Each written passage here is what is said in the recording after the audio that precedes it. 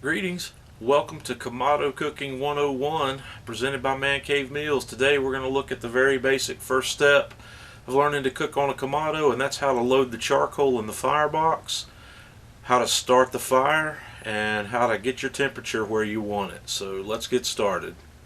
We're going to start out with an empty firebox, and I have hand-picked several large pieces of lump from a new bag of charcoal that I'm going to kind of stack right on the fire grate. And the reason I'm doing this is we want the larger pieces of lump on the bottom to help keep the smaller pieces of lump from blocking up the air holes and obstructing the airflow in the Kamado. So now that we have that done, we can put regular whatever lump we want in there, so we'll do that next. I have a good bit of lump left over from a previous cook that I took out of this smoker, so we're just going to dump it right in.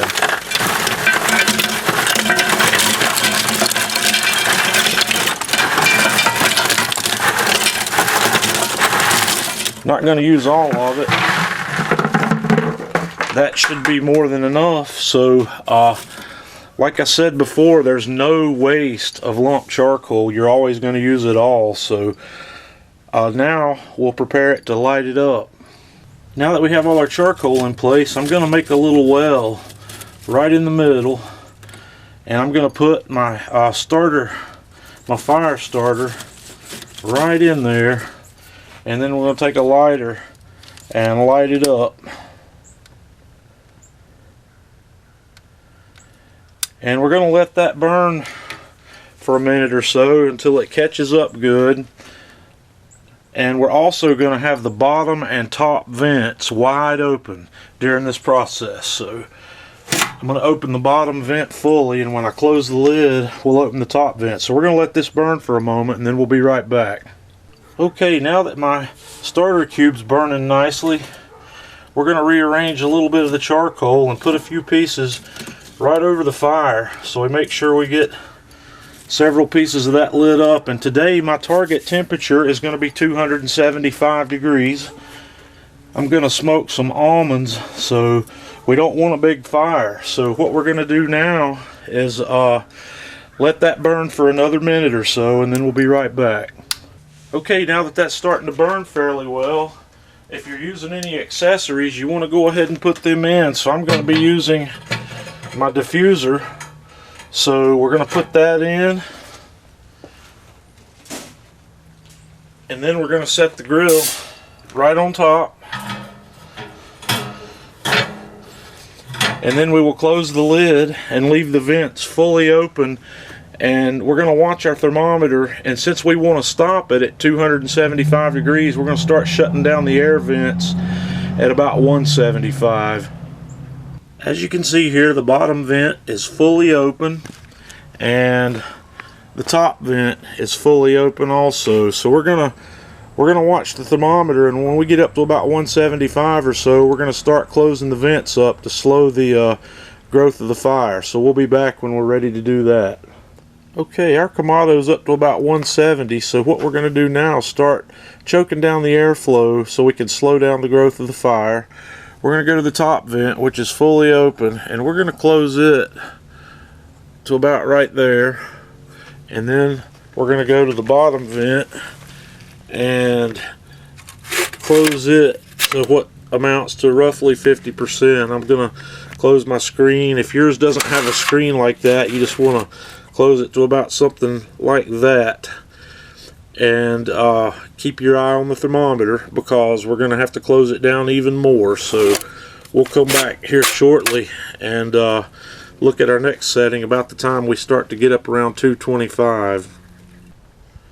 Okay, we're up to about 220 or so, so we want to go to the top vent, and on mine I'm going to close the big part up and leave the daisy wheel piece completely open for this next stage.